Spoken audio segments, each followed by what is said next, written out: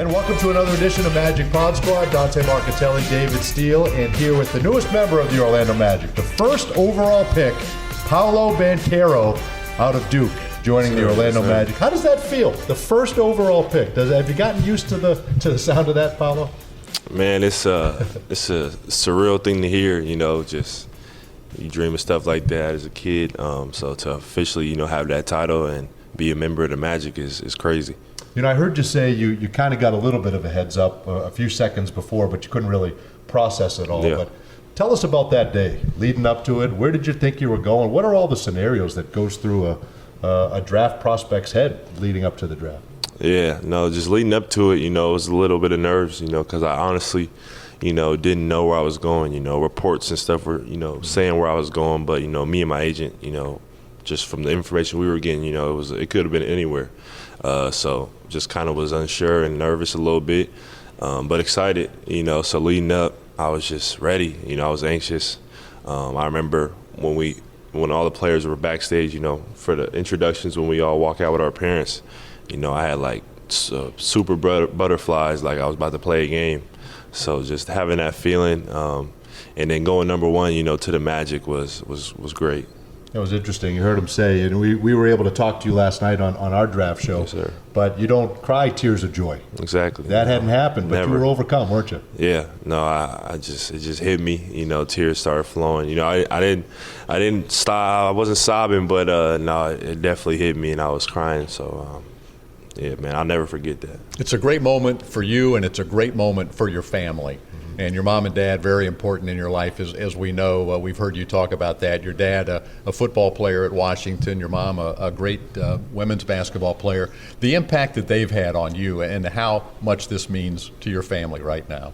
Yeah, no, they've had a huge impact on my life, just from raising me, putting me in all the sports, taking me around the town to games and practices.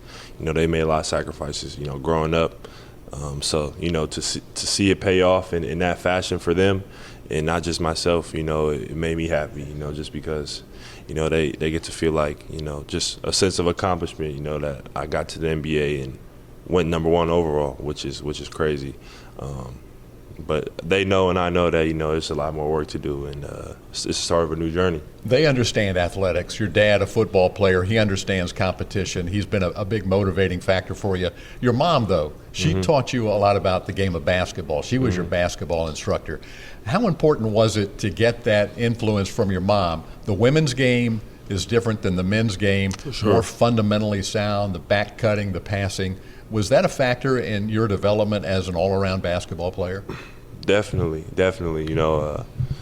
Me and my mom, we used to work on, what we call the boring stuff. I wasn't doing a lot of pretty ball handling drills, stuff like that. I was doing a lot of, basic stuff, left hand, using the backboard, pump fakes, just all fundamentally sound things that you got to have, and I think it really paid off. Eventually I got to work on all the other parts of my game, but growing up, my mom definitely built that foundation of just having great fundamentals. It also seems like your size has been a big factor throughout your life. You were 5'11" as a seventh grader. You played on the perimeter, you handled the ball a lot, then you shot up like a 6-inch growth spurt between the 7th and 8th grades. Yeah. So now you got this body that's different in the 8th, 9th, 10th grade, and then you continue to grow, but you still had the basics of the ball handling ability as a younger kid. Yeah, no, that was a big transition, just in my life. Because back then before the growth spurt, I was a big football player, I loved football, ran track, did all those things, and so when I grew, it kind of took the other two out a little bit. I still played football a couple more years, but I had to kind of stop running track, and then football kind of started to wane off a little bit, just because I was getting so tall, and I kind of had to get used to my new body. Knees were hurting a lot.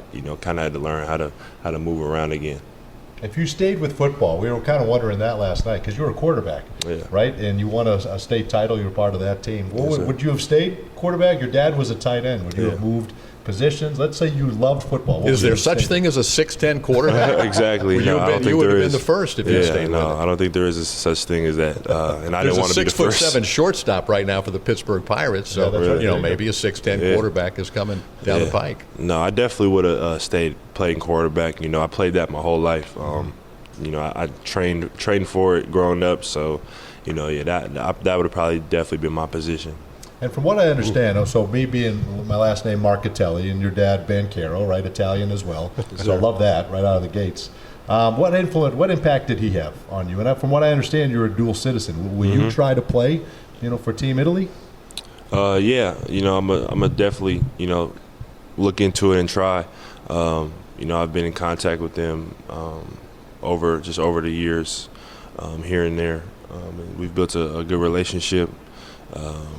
Yeah, and my dad, I mean, he's helped me a lot. Just, you know, he's a great advice giver. You know, he's very wise. And he, you know, always keeps it, you know, level. You know, he doesn't let me get too high, doesn't let me get too low. So, you know, he's always been there. That's what David does for all of us. Got to keep Dante under control. Keeps us all He's out of grounded. control. The decision often. to leave Seattle and go across the country to Duke. Obviously, it's a storied franchise, and you're playing for Coach K, so that probably is the reason right there. But how hard was that? How much did you battle that? And just kind of your decision to end up at Duke.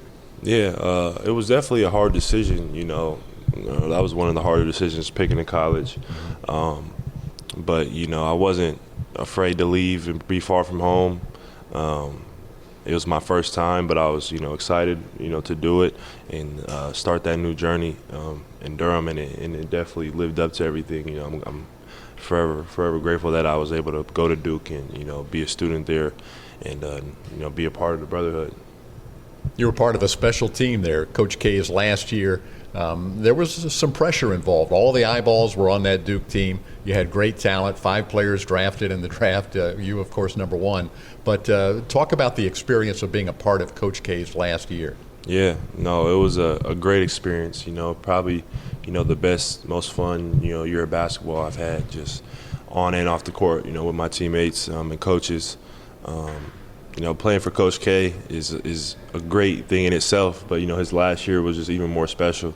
Every game was, you know, a big game. It was a big deal because it was his last something, you know, every game was. So, you know, we just embraced it. It was a lot of pressure, especially, you know, looking in from the outside, it probably seemed like there was a lot of pressure on us, but I think we handled it really well. We never really let it get to us. I mean, we lost some games, but I think just overall we embraced it and had fun with it. It was fun to watch, wasn't it, Dante? It was fun to watch, and you guys rallied. I know those UNC losses were gutting, but you rallied. You know, it didn't stop you.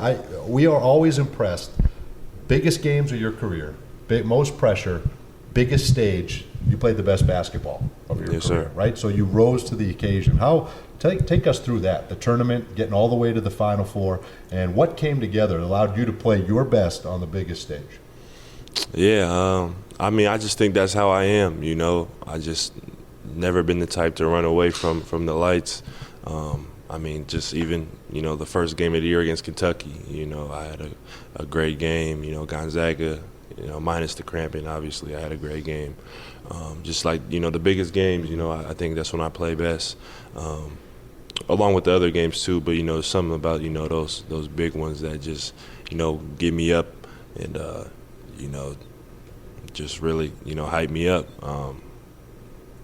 The tournament, I feel like, was just a do-or-die situation, you know. So when your season's on the line and coach's career, you know, is on the line, you know, you want to win and you want to do whatever it takes. So that was just my mentality. That was the team's mentality. We're excited about watching this transition that you're about to undertake to the NBA. Tell us what you knew about the Magic, the players. Were you familiar with any of the individuals? Coach Mosley, just, you know, what are your thoughts on joining this team and what you're going to provide the ball club? Yeah, no, I'm super excited. Yeah, I know a couple of the players, Cole, RJ, Jalen, Wendell, all guys that I've talked to just in the past, known for a little while. And, yeah, no, I'm super excited, you know, to get here, play for Coach Mosley, you know, meet everybody in the organization, and just, you know, bring what I can and just put my best foot forward, you know, for the Magic. How do you see your fit? I know that you're a guy, you've talked about this, that you're a player that makes others better around you, that you you can seamlessly fit into almost any situation. How do you see your fit with this team? I see myself fitting right in. I think there's a lot of great players on this team already that are all like team mindset guys. I think I'm the same way. I'm never going to put myself before the team or anything. So I look forward to stepping right in and then just being a key part to what the Magic got. I think I can be a huge help and get this thing rolling. I know Wendell's glad to have backup. He's got another Duke guy right on the team, especially with Cole, who went to UNC. Cole tweeted out a picture of you as a kid. I know you. I saw that. Yeah, I saw that. Fun with that? I did see that. Do you know him like that? Did that catch you off guard, or how well do you know Cole? I guess. I've been knowing Cole. We've been going to. I met him first at USA Basketball. Oh no, I played against him my freshman year when he was a junior. I was playing 2 years up on the AAU circuit, and so that's when I first started playing against him, and then met him just at USA Basketball and stuff. So I've known him probably for like 4 years maybe. It caught me a little off guard. I'm not just gonna say me and him are like was gonna post throwback pictures of each other, but it was hilarious. I found it funny. So yeah, it was fun. Yeah, fun way to welcome you. You got a lot of fun guys. It seems it's a great chemistry. It's good a great locker room. It's a great group, a great locker room. What kind of guy are you? How do you fit into the kind of the chemistry of the team? What do you like to do? Your hobbies, that sort of thing. No, I think I'm a funny guy. So I think I'll fit right in. I like to interact and have fun. Joke around. So I think I'm gonna fit right in. I think all these guys, like you said, are close and tight knit. So you're gonna challenge Chuma Okeke for the funniest guy in the locker room. Is that what he's saying? That's what he's saying. 'Cause I don't know if you know this, but that's what everyone says. Chuma's the funniest guy in there. Have you heard that yet, or is that no? I haven't. That's new information. I wouldn't call myself like the jokester, but I definitely like to laugh and have fun. So definitely look forward to hearing some of his jokes. Do you like watching any shows, or do you play music? Do you play video games? What all are you into? All the time. Definitely watch a lot of shows. Stranger Things is one of my most favorite. Did you like season? Was it 2? Is it 4 now? I think it was 4. 3 was I don't know, 1 and 2. I thought that was my opinion. Yeah. Did you like all? I like how it's I like how it's going. I like how it's kind of transitioning. I thought they went off the rails a It's little a bit. wild concept, though, isn't it? Doesn't that get you right away? Yeah. No, it's definitely a show, just one of a kind type of show, But I enjoy it. But I like watching other stuff as well. I like listening to music, stuff like that. Just Paolo, I want to ask you the number one history of the Orlando Magic. I know you're familiar with that. Yes, sir. Shaq. You wind up with Penny in '93. Dwight Howard. They're all among the all-time greats in the NBA. Do you feel any of the pressure, or is that something that's even in your mind, or you're just trying to put all that stuff out and just go and be Paolo Banchero? Do you think about the legacy that this franchise has with number one picks? Yeah, no, they have a great legacy, and I just, I look forward to adding to that and just being myself, like you said, just being Paolo. And I know that, if I do that, success is going to come, not only for myself, but just for the Magic as an organization. So that's, what I plan on doing, and hopefully, like you said, I can definitely be the next great number one pick. Paolo, Magic fans get excited thinking about your skill set, but also at 6'10", with Franz, who's 6'10", with Wendell, who has size. You guys are so versatile. You have so much size on that front line, right? Yes, sir. And you can all score from multiple levels. What excites you about kind of what the product is that you guys can put on the floor? Yeah, I mean, you said it. 3 6'10" and above guys who can pass, dribble, shoot, defend, switch, and just are super versatile. I mean, that's gonna, I think, give teams some problems. And we're all, I think, unselfish, which is the key part, because when you're unselfish and you're playing off of each other, it just makes you that much more dangerous. So, I'm excited to get on the court with those guys and start building the chemistry. You're representing Duke, and you're representing your family. You represent Seattle, yes, which has a great basketball history and tradition. Some of the people that you look up to from this Seattle area, and who are the ones that have really motivated you in your area? Yeah, all of them. Yeah. You know, I'm one of the younger guys, so I grew up, you know, watching all these guys and looking up to them. You know, whether it's the older guys, you know, like Jamal. You know, some of the guys I grew up watching. It. I grew up watching him in college. You know, Jamal Crawford was on TV a lot. Jason Terry won a championship. He went to the same high school as my mom. Aaron Brooks went to the same high school as my mom. So Brandon Roy. I mean, the list goes on and on. Yeah. And then some of the younger guys too, you know, that I actually played with. You know, Jaden McDaniels, Kevin Porter Jr., you know, Jalen Noel, like all those guys I grew up with and, you know, played against or played with, you know, at some point in my life. So seeing them make it and have success in the NBA just motivated me, you know, to chase after them and, you know, run my race.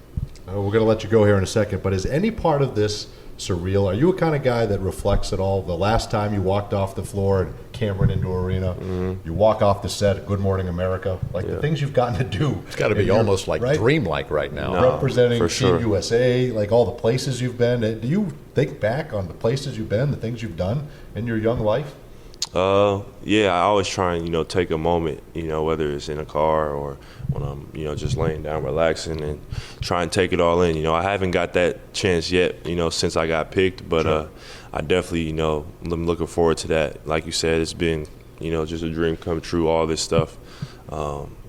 Moments I'll never forget, you know, doing this stuff, this day right here, you know, Good Morning America, all that, you know, it's been crazy. So, you know, I'm just trying to take it all in. That's all. Running on adrenaline right now. That's With right. 2 hours sleep and off you go. Well, Yes, lastly, sir. I think everybody wants to know what happens with the purple suit. I mean, will we see it again? It's got to be in a museum somewhere. Yeah, no, I think I'm gonna retire it. I'm gonna hang it up somewhere nice, and who knows? I might just keep it and sell it one day. Well, we know why the tribute to the purple for Washington for your parents. But Yeah.